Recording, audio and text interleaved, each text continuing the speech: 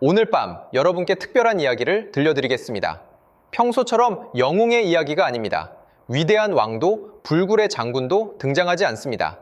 대신 하나의 긴 겨울만이 기다리고 있습니다. 그 겨울 속에 갇힌 수많은 사람들의 얼굴들, 병자호란. 이 전쟁, 싸워서 졌다는 단순한 이야기가 아닙니다.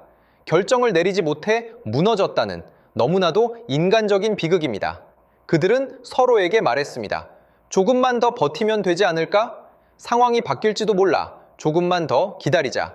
지금 항복하면 모든 게 끝나는 것 같아서, 하지만 세상은 그 기다림을 허락해주지 않았습니다. 한 사람의 선택이 아니라 수많은 사람들의 망설임이 역사를 바꾼 순간이었습니다. 이 이야기는 조선의 비극입니다. 하지만 동시에 우리 모두의 이야기이기도 합니다. 여러분도 그런 순간을 겪어보지 않았나요? 결정해야 할 때 마음이 흔들리고 시간만 흘러가던 그 순간을. 그래서 오늘 이 겨울 속으로 함께 들어가 보겠습니다. 영웅이 아닌 사람들의 마음이 무너지는 그곳으로. 1636년 겨울, 조선의 하늘은 이미 잿빛이었습니다. 마을 사람들은 평소처럼 장터에 나섰지만 누군가의 눈빛엔 불안이 스며들었습니다. 아직 총성은 들리지 않았지만 전쟁의 발소리는 오래전부터 들려오고 있었습니다. 이 이야기는 사실 9해 전부터 시작됐습니다. 1627년 정묘호란, 조선은 후금과 맞서 싸웠고 간신히 목숨을 건졌다고 믿었습니다. 형제지맹, 형제로 지내자는 약속을 맺었죠. 사람들은 안도의 한숨을 쉬었습니다. 잘 넘겼다. 그렇게 속삭였습니다. 하지만 경고는 늘 그런 법입니다. 위기를 넘겼다고 생각하는 순간, 그건 이미 다음 재앙의 서곡이 됩니다. 후금은 점점 강해졌습니다. 처음엔 식량을 요구하더니 다음엔 배를 달라고 했고 예우를 바꾸자고 했습니다. 그리고 마침내 충격적인 요구를 내밀었습니다. 형제가 아니라 신하가 되라. 조선 조정은 숨이 막혔습니다. 받아들일 수 없었습니다. 왜냐하면 그 순간 조선은 나라가 아니라 체면으로 움직이고 있었기 때문입니다. 왕의 위엄, 신하들의 자존심, 백성들의 자부심까지 모두가 그 한마디에 걸려 있었습니다. 하지만 체면을 지키는 동안 현실은 조선을 지나쳐가고 있었습니다. 조정은 불타듯 갈라졌습니다. 한쪽은 목소리를 높였습니다. 오랑캐에게 어떻게 무릎을 꿇느냐? 척화, 결코 항복하지 마라. 그들의 눈엔 불꽃이 타오르고 있었습니다. 명분이 무너지면 조선이 사라진다고 믿었죠. 반대편에선 속삭임이 퍼졌습니다. 지금은 버틸 힘이 없다. 살아남아야 다음 기회가 온다. 주화하자. 그들은 차가운 현실을 직시하고 있었습니다. 문제는 둘 다 옳았다는 겁니다. 척화론자의 외침은 뜨거웠지만 굶주린 아이의 배를 채워주지 못했습니다. 군대의 화살을 채워주지 못했고 국경을 넘어오는 기병을 막지 못했습니다. 주화론자의 말은 냉정했지만 백성들의 분노를 잠재우지 못했습니다. 우리는 누구인가라는 질문에 답해주지 못했습니다. 밤새워진 조정의 논쟁. 촛불이 점점 기울어갔고 결정은 계속 미뤄졌습니다. 모두가 나라를 생각했지만 아무도 책임을 지려 하지 않았습니다. 그리고 그 시간 동안 청의 말발굽 소리는 점점 가까워지고 있었습니다. 1636년 12월, 청의 태종이 직접 군대를 이끌었습니다. 만주의 눈보라 속에서 수만의 기병이 움직이기 시작했습니다. 그들은 조선의 상식을 깨뜨렸습니다. 험준한 산성은 우회하고 정면 돌파는 피했습니다. 대신 속도를 택했습니다. 눈길을 뚫고 밤을 갈랐습니다. 조선이 꿈에도 생각지 못한 길로. 조선의 전략은 간단했습니다. 버티자. 강화도와 남한산성에서 시간을 끌자. 하지만 버티기는 상대가 기다려줄 때만 통합니다. 청은 기다리지 않았습니다. 청군이 한양 북쪽에 도착했을 때 조선은 아직 사신을 보내는 중이었습니다. 첫 보고가 올라왔을 땐 이미 사흘이 지났고 대책 회의는 더 늦었습니다. 정보는 느렸고 판단은 더 느렸습니다. 전쟁은 이미 끝난 상태로 시작됐습니다. 인조는 강화도로 향했습니다. 마지막 보루, 백성들이 지키던 섬, 거기라면 버틸 수 있을 거라 믿었습니다. 하지만 전쟁에서 희망은 가장 먼저 끊어집니다. 청의 선봉 부대가 한강을 먼저 건넜습니다. 얼어붙은 강 위에 놓인 다리 하나, 그 다리를 끊어버렸습니다. 왕의 행렬은 멈춰 섰습니다. 말들이 히잉거리며 발을 구르고 병사들은 당황한 얼굴로 서로를 쳐다봅니다.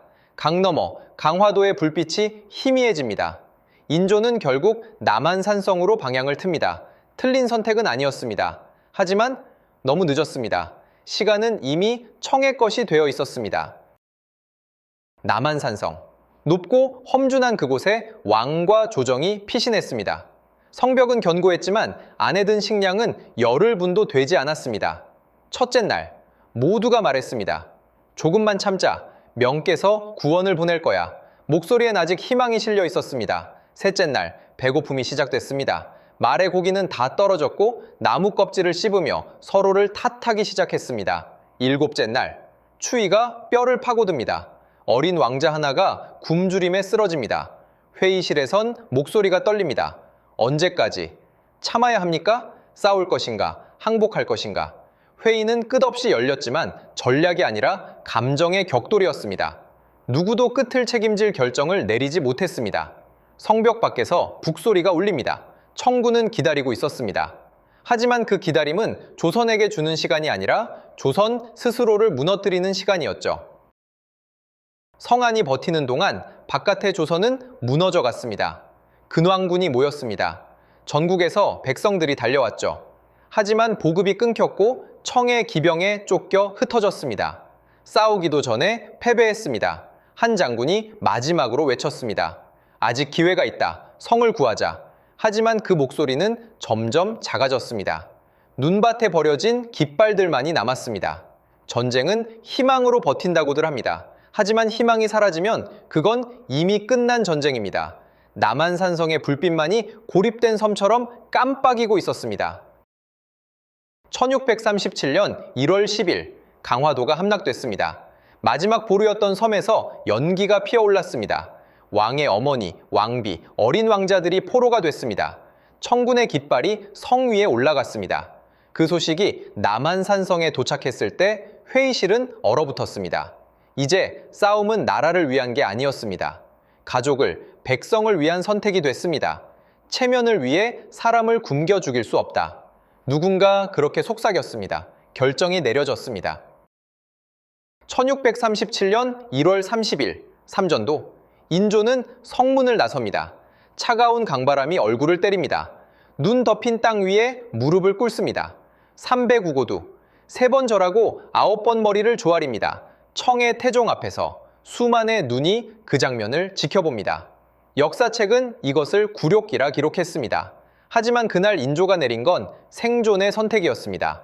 살아남는다는 건 언제나 값을 치릅니다. 그 눈보라 속에서 조선의 자존심이 묻혔지만 조선이라는 이름은 살아남았습니다. 전쟁은 끝났습니다. 총성은 사라졌습니다. 하지만 사람들은 끝나지 않았습니다. 수십만 명이 포로로 끌려갔습니다. 돌아오지 못한 이들, 돌아와도 집이 없는 이들, 특히 여인들, 전쟁의 포로가 된 그들은 청의 땅에서 고통받았고 돌아온 뒤엔 사회의 차가운 시선에 버려졌습니다. 왜 살아남았느냐고 물었죠. 전쟁은 총성이 멎을 때 끝나는 게 아닙니다. 사람들의 마음이 무너질 때, 그 잔재가 삶 속에 스며들 때 비로소 끝납니다. 병자호라는 조선에게 우리에게 질문을 남겼습니다. 명부는 사람 목숨을 어디까지 살릴 수 있을까요? 현실을 직시하는 순간 우리의 정체성은 사라질까요? 결정을 미루는 사회는 언제 가장 큰 대가를 치를까요? 이 질문들은 아직 살아 숨쉬고 있습니다. 남한산성의 그 겨울은 지나갔지만 그 선택의 순간은 지금도 반복됩니다. 분열된 목소리들, 미뤄진 결정, 체면과 현실의 충돌, 위기는 언제나 같은 얼굴로 돌아옵니다. 오늘 이 이야기를 들려드린 이유, 영웅의 전설이 아니라 사람 마음의 겨울을 통해 우리 자신의 얼굴을 마주하기 위해서입니다. 다음번 위기가 올 때 우리는 어떤 선택을 할까요? 그 겨울 속에서 우리는 무엇을 지킬 것인가요?